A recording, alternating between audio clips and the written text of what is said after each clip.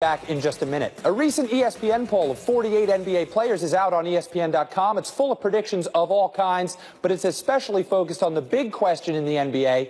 Where's LeBron going to go? The players were asked where LeBron's going to sign in the offseason. 59% of them said the Cavs. The next closest team was the Lakers with 22%. As far as where they want LeBron to play, 66% of them want him to stay in Cleveland. They were also asked of all the teams in the running for him who he should not sign with. That would be the Sixers with 31% of the votes. Warriors coming in at 28%. The 48 players were also asked, do you think the Ball family is a deterrent for LeBron going to the Lakers? 11% said yes. 89% said no. More First Take right now. You shouldn't need recruiting to come here, right? It takes a special person to want to play for this franchise and take the pressure that comes along with playing for this franchise. The pressure of following Magic's footsteps and myself and like the dynasty that we've had. It takes a special person to do that. And if I need to convince you to come here to carry that legacy forward, you ain't the one to be here.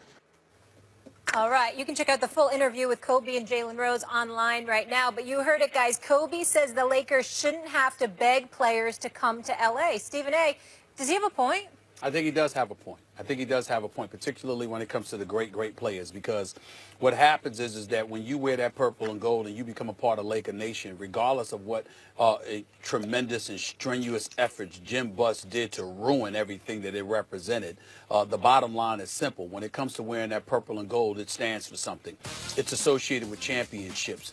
The only thing superior to that in NBA annals is the Boston Celtics. I mean, that's it. Outside of that, it's all about the Lakers. And so when you look at it from that perspective, understand what he was alluding to, because Max, he's consistent. He felt the same way when the Lakers wanted him to pursue Dwight Howard. Here they wanted, I mean, think about how insulted Kobe was. That's why he walked into the meeting and he was so utterly disgusted, and it was very put offish in the part of Dwight Howard. He received it in a he received Kobe as being relatively aloof to him. And Kobe's mentality was very simple. I have 5 championships. These are the Lakers. This is the purple and gold. You're talking about you want to be great, and we need to convince you to want to be in this market, the second largest market in the world, the palm trees and the sunshine, but ultimately an organization that has been associated and affiliated with championships for years. Why should we have to go out of our way to convince you? You should be wanting us, you should be wanting to tell us how badly you want to stay, because supposedly we have what you want. And I think that's the kind of thing that Kobe is alluding to. Had he just made some blanket statement, Max, about how, you know what, I shouldn't have to convince you to be here and that's it, without an explanation, it would be different considering the recent struggles of the Lakers, considering the Jeanie and Jim Buss era. But that's not what he's saying here. He's talking about the history and living up to that challenge. Do you want it or don't you? And the great players should want that challenge. First of all, #1 franchise ever. It's not close as the Lakers. The Celtics are a distant second. They have one more championship than the Lakers, 17-16. However, I said the Lakers. I said the Celtics were #1. Right. No, I'm saying that's not really true. You have to contextualize. The vast majority of the Celtics championships, 13 of them, came in the pre-modern era. You wouldn't recognize the league, and the game was a very different game.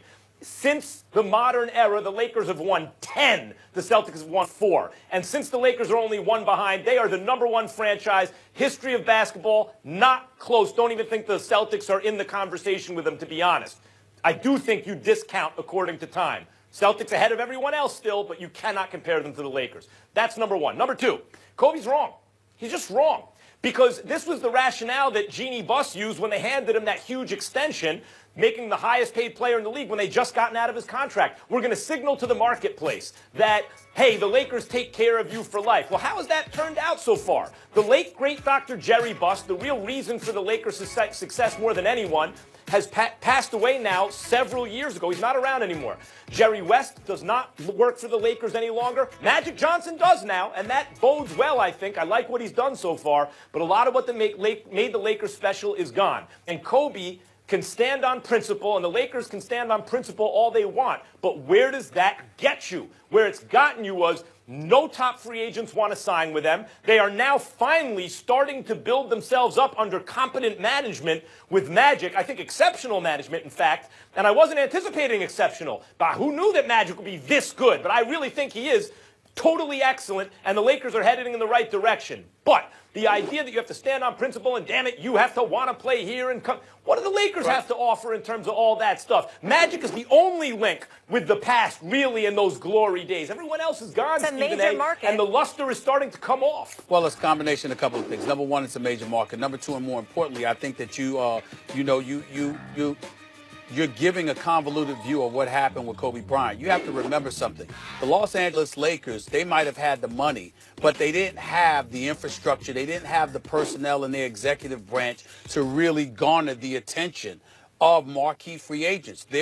I'm telling you what I know. There are guys that came to see the Los Angeles Lakers and literally saw Jeannie Buss on the opposite side of a gym from Jim Buss. It was clearly a divide. I was there, Stephen. I saw it up close. I know you were. So that's my point. That's why I'm accusing you of not contextualizing things properly, because you have to point out how the divide that existed made them unattractive to a lot of people, which is why they felt the need to take care of Kobe, because they also needed Kobe to be box office, even as his skills were eroding due to age and attrition, by the way, because of what they didn't do, because of what they did not do. But he wasn't box office. He didn't play in a lot of games. And by the way, you're right about your characterization of what scared away free agents. Well, he wasn't in a lot of games. If he's not playing, how is he box office? No. We're not talking about when he's not playing. Even when they gave him money before that too. Yes, I know. I'm talking about the final extension when they could have just let him walk. And by the way, what would have his options would have been? Had they handled the team competently by not giving him the extension, they would have been more likely to attract good players. All right, major market, iconic franchise, great city. Lakers will have about $49 million guaranteed in salaries for next season, 32 the following. Speaking of the NBA, don't miss tomorrow's show, because Jalen Rose will join us to break down some hoops. What are his bold predictions for the NBA second half? That's tomorrow right here on First Take.